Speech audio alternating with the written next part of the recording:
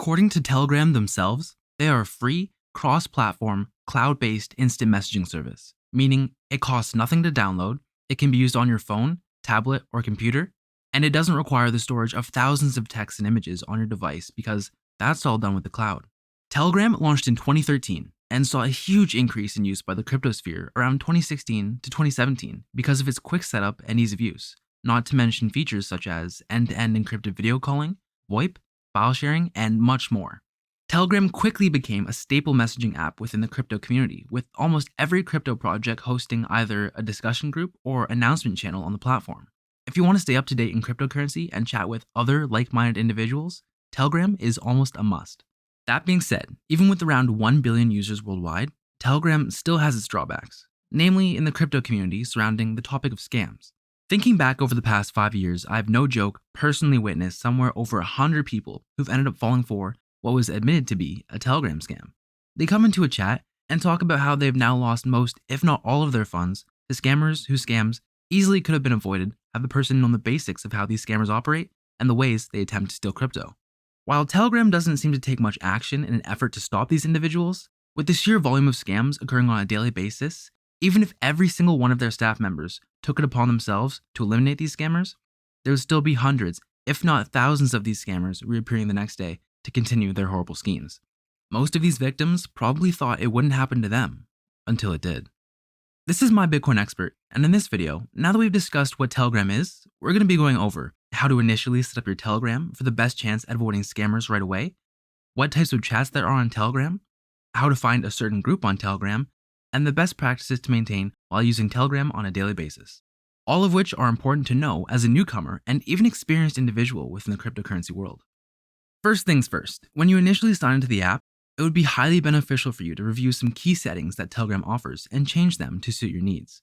So, if you want to follow along, start by navigating to your sidebar and select Settings from the Options menu. Scroll down and click on Privacy and Security. Functions such as account auto-delete and two-step verification can be found here and updated to your liking, but make sure to first find the Privacy section and click on Groups. This setting allows you to change who is able to add you to groups.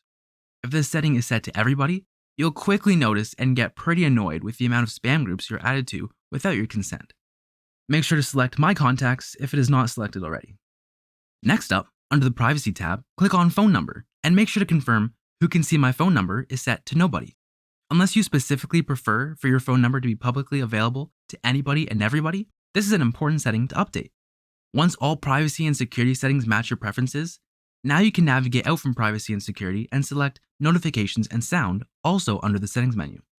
You can adjust these settings as you like, but I'd recommend, for a more enjoyable experience, you consider turning Groups under Notifications for Chats to off.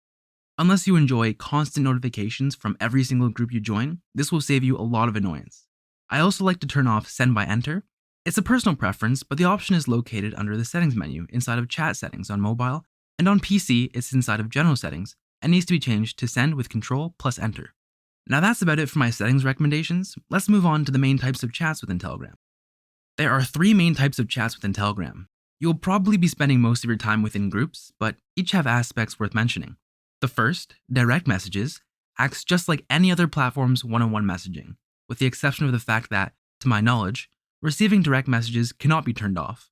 The only way to stop receiving direct messages from individuals is to block them entirely. The second type, channels, is a type of group that allows for the broadcasting of messages by the channel. If you were to join one of these channels, you'll quickly notice that it is less of a chat and more of a one-way communication tool that the owners will commonly use for announcements and promotions. You won't have the option of messaging in a channel, though you can make use of the recently added emoji react feature on each of the channel's messages. And lastly, groups. These are the most common types of chats and the ones you'll probably be spending most of your time in. Groups are a great place to discuss any number of topics, as well as get the inside scoop on what's happening within a project.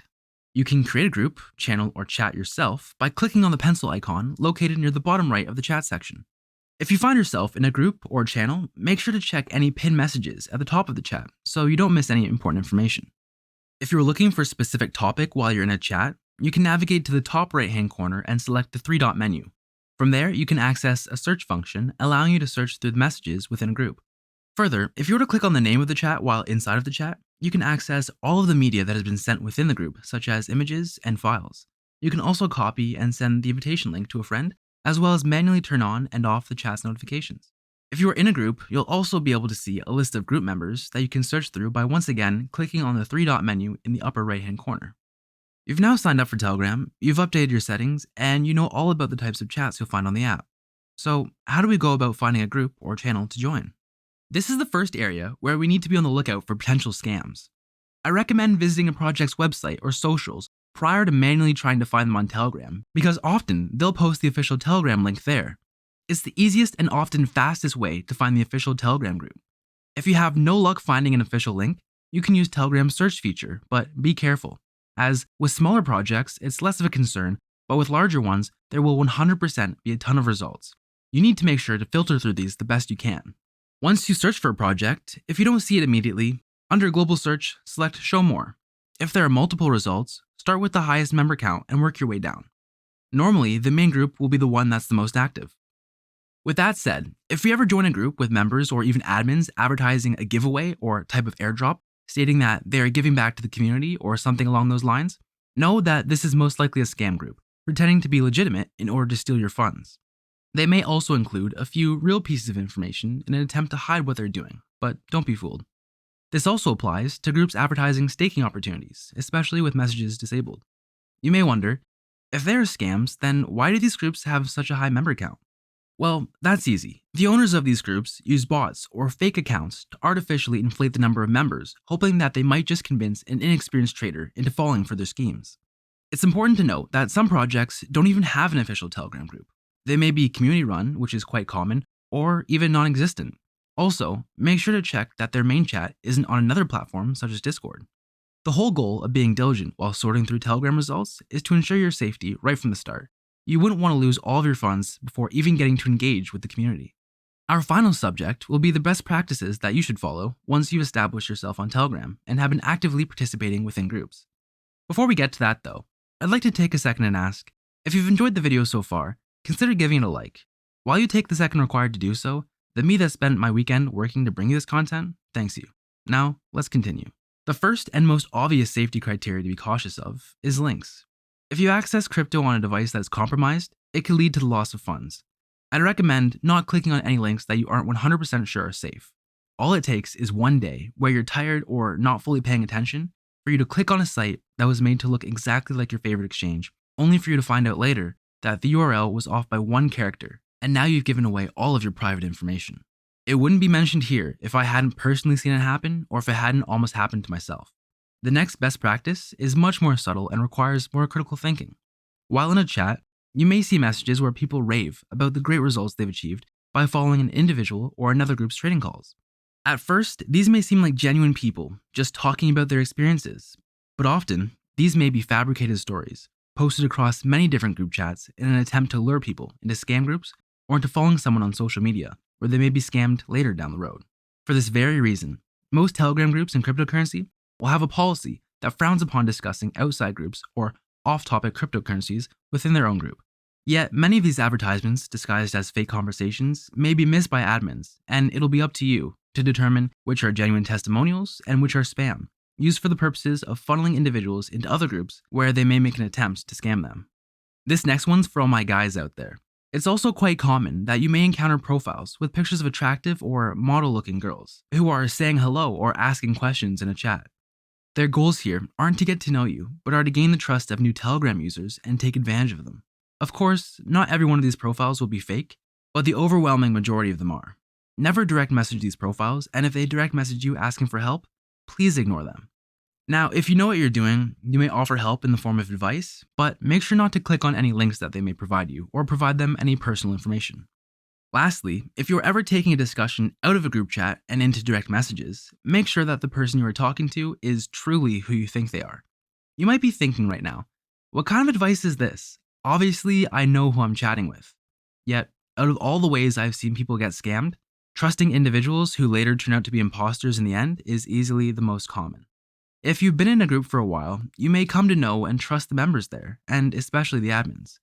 Admins within a group are normally trusted and have a higher level of respect, which is precisely why they are all too often victims of impersonation. Watch out for individuals going around impersonating admins within your group. Admins will never message you and ask for personal details or wallet information, even if you've brought up the issue in chat. And on the off chance an admin did message you, you should never give out info such as seed phrases or private keys to anyone anyways. Always cross-reference an admin's username inside of the group chat by using the previously mentioned member search function within the group. Then click on their profile to double check the username of the person you're directly messaging to confirm that it matches the username of the admin from the group. It is extremely easy to copy a profile picture and even display name, as only usernames are unique, display names are not. I and hundreds of other people could easily call ourselves Satoshi Nakamoto on Telegram via our display names, and all of us could use the same profile picture. At first glance, you wouldn't be able to tell the difference between any of us in a chat room, but look closer. Only one of us can have @Satoshi Nakamoto as our username.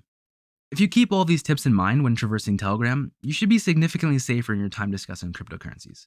If you know anyone who has been scammed on Telegram, why not send them this video? It may help them avoid a different type of scam in the future. That's all I have for you for now. Enjoy the rest of your day, and I'll see you in the next one.